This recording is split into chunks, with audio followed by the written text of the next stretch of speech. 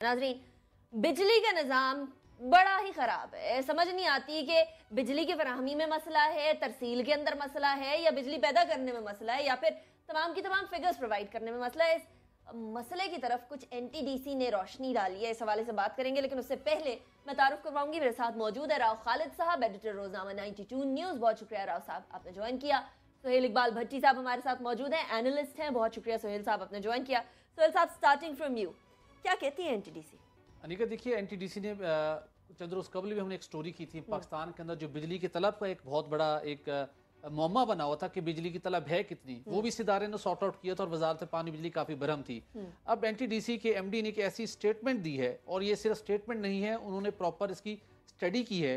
वो स्टडी ये है कि जो हमारे यहाँ गुज़श्ता कई सालों से हम देख रहे हैं कि जो हमारे नए पावर प्लांट्स लगते हैं, नंदीपुर की हम बात करें, वो जब चलता है कुछ दिन के बाद ख़राब हो जाता है। उसके बाद भिक्की पावर प्लांट लगा, वहाँ पर मसाइल सामने आए।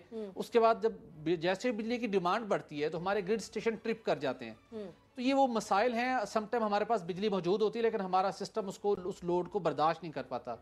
एनटीडीसी के इंजीनियर्स वो बहुत एक्सपीरियंस लोग हैं, और वो कई सालों से पहले तो डिस्ट्रीब्यूशन के निज़ाम के अंदर भी वो डायरेक्टली इन्वॉल्व होते थे। अब एनटीडीसी फयाज चौधरी साहब ने सेनेट की कायमा कमेटी की झेली कमेटी बराए पानी बिजली के सामने ये एतराफ़ और इंकशाफ किया है कि जो चीनी मटीरियल इस्तेमाल होना है नए पावर प्लांट्स के अंदर, नंदीपुर के अंदर भी वो चीनी मटीरियल इस्तेमाल हुआ है, जिसकी वजह से पावर प्लांट्स और हमारे ट्रांसमिशन का शोबा या ग्रिड जो स्टेशंस हैं वो उस तरीके से उनके रिजल्ट उस तरह से नहीं हमें मिल पा रहे जिस स्टैंडर्ड के ऊपर मिलने चाहिए। उन्होंने दो टोक अंदाज में कहा है कि चीनी कंपनियां गैर मियारी मटीरियल का इस्तेमाल कर रही हैं पावर सेक्टर के अंदर। नंदीपुर के अंदर भी कुछ इसी वजह से मसाइल सामने मिले। जो नए पावर प्लांट्स लग रहे हैं उसके अंदर भी उन्होंने बहुत अहम इंपॉर्टेंट बात की और वार्निंग दी है, गवर्नमेंट को कुछ करना चाहिए। उन्होंने कहा कि जो नए पावर प्लांट्स लग रहे हैं 5 साल के बाद आप देखेंगे कि इनकी ये एफिशिएंसी नहीं रहेगी, और जो इनकी सलाहियत है उसके मुताबिक ये बिजली पैदा करने में ये प्लांट जवाब दे जाएंगे।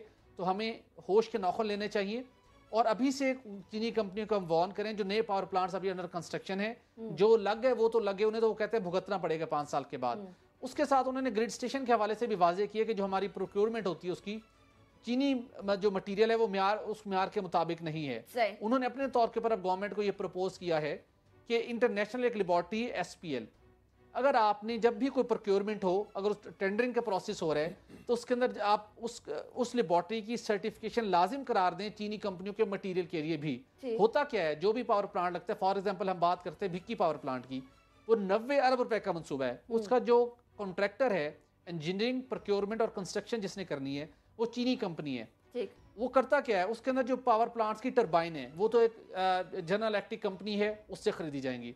उसके बाद उसके साथ जो जितने उसके दीगर उसके आलात हैं, वो चीनी कंपनियां क्या करती हैं, बिड के अंदर आती हैं, कम्पीट करती हैं, कम प्राइस बिड कर लेती हैं, और उसके बाद चाइना से उनके पास बड़ी कैपेसिटी है कि वो चीन दुनिया के अंदर मशहूर है कि वो जिस म्यार का आप उन्हें कहें उस किस्म का म्यार, 1 नंबर 2 नंबर 3 नंबर इस तरह कहा जाता है, मतलब डिफरेंट म्यार के हवाले से वो चीज़ें तैयार कर लेते हैं।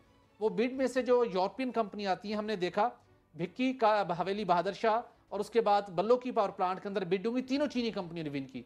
कोई यूरोपीय कंपनी उसको विन नहीं कर सकी क्योंकि उनका स्टैंडर्ड्स बहुत डिफरेंट है, उसके ऊपर कॉम्प्रोमाइज नहीं करते। अब हमें इस बात की अशद जरूरत है, जो हम 90 अरब का एक मनसूबा, 3 मनसूबे 270 अरब रुपए के हैं, उनको जो तैयारी हो रही है अभी से हमें उसके ऊपर काम करना चाहिए। जो चीनी कंपनियां जिस किस्म का मटीरियल यूज कर रही हैं, जो मसाइल हमें नंदीपुर के अंदर देखने को मिले और जिस किस्म के मसाइल हमें इनिशियल स्टेज के ऊपर भिक्की के अंदर देखने को मिले, फ्यूचर के अंदर वो ना हो, उसके ऊपर हमें सख्त चेक इन बैलेंस रखने की जरूरत है। अब इस सारे मामले के ऊपर वजारत पानी और बिजली सख्त बरहम है। हमने जरा इस बात की तस्दीक की है कि सेक्रेटरी पानी बिजली और वजीर पानी बिजली MD एनटीडीसी से खाइफ है, जिस तरीके से वो बोल्ड है और जिस तरीके से हर बात को मंजरेआम पर ले आते हैं। कुछ दिन में लगता ही है कि शायद वो अपनी मुद्दत पूरी ना कर पाए। और सबसे बड़ी इंपॉर्टेंट बात उन्होंने क्या की है, वो कहते हैं कि जो चीनी कंपनियां गैर म्यारी मटीरियल सप्लाई करने में मुलविस पाई गई हैं, मुआहदे की खिलाफ वर्जी करते हुए, जब हमने उनके खिलाफ कार्रवाई करने की कोशिश की है, पाकिस्तान के अंदर चीनी सफारत खाना आड़े आ गया और वजारत पानी बिजली ने हमें कार्रवाई करने से रोक दिया है। ये एक बहुत बड़ा उनका एलिगेशन है। अगर वाकई ऐसा हो रहा है तो ये अवामी दौलत का ज़िया किया जा रहा है।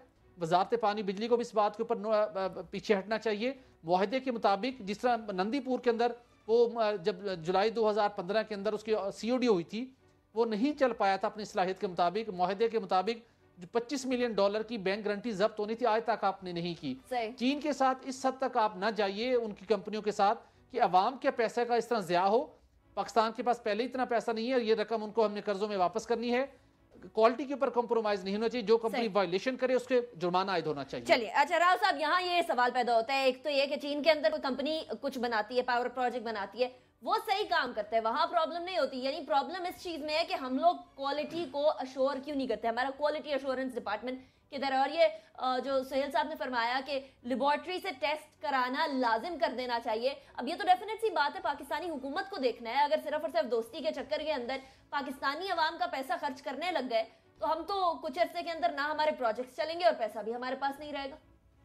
चीन में जो प्रोजेक्ट में बेईमानी करने पे होता है, यहाँ पे करें, मैं देखता हूँ कैसे खराबी होती है यहाँ पे। वो तो गर्दन में रस्सा डाल के क्रेन से लटका देते हैं, 3 दिन लटकी रहती है लाश उसकी, लोगों को पता चलता है कि क्या हुआ है। उसके बाद किसी की जरूरत है कि कोई इस किस्म की गड़बड़ करे।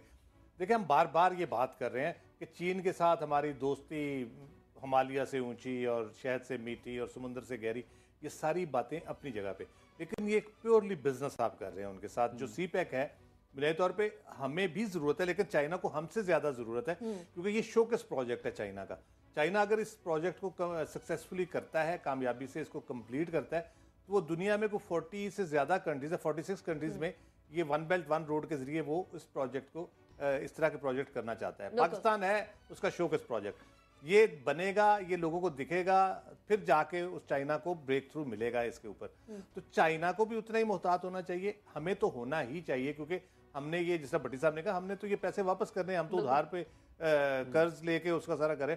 अगर इतनी सब स्टैंडर्ड चीजें आप यूज करेंगे और उनकी कोई लाइफ नहीं होगी, ये प्रोजेक्ट ऐसे जिनको 25, 30, 40 साल इनकी लाइफ होती है, तो उसको चलना चाहिए इतना अरसा तो कम अज कम।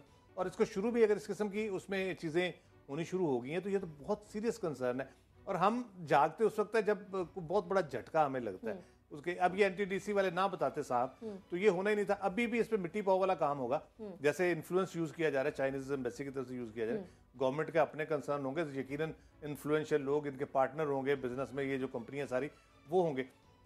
वीजों वाला कल इशू हुआ है, कल जाके इनको पता चला कि जाली कंपनियों के नाम पे वीजे ले रहे हैं चीनी और आ रहे हैं। अब पता नहीं किस किस्म के लोग आ चुके होंगे, कल को खुदा ना खास्ता वो कराची के अंदर नहीं हुआ था, क्रिमिनल एक्टिविटीज कितनी सारी हो रही हैं, उसके बाद फिर ATMs के ऊपर स्किमिंग मशीन, कोयटा वाला वाकया हुआ, कोयटा वाला वाकया हुआ, कोयटा वाला वाकया हुआ। अब उसका नहीं, कोई ऐसे लोग उसमें आ जाते हैं जो यहाँ आके किसी ऐसी हीनियस क्राइम में, इस किस्म चीजों में इन्वॉल्व होते हैं, बदनामी फिर पाकिस्तान की होगी कि पाकिस्तान यहाँ पे आते हैं, हमारे यहाँ पे जो सिस्टम है उसमें वो पासपोर्ट शिनाख्ती कार्ड ले लेंगे पाकिस्तान का, उसके बाद कहीं भी जाके कुछ कर दे, गले हमारे पड़ जाना है। तो हमें कल ख्याल आया, कल मीटिंग हुई है चलो निसार साहब की, जी वीजे गलत जारी हो रहे हैं, जालसाजी से लोग वीजे ले रहे हैं, तो ये बहुत विजिलेंट रहने की जरूरत है। आप बिल्कुल करें, बहुत अच्छी इकोनॉमिक एक्टिविटी है, लेकिन चीन को भी समझाएं और खुद भी इस पे नजर रखें।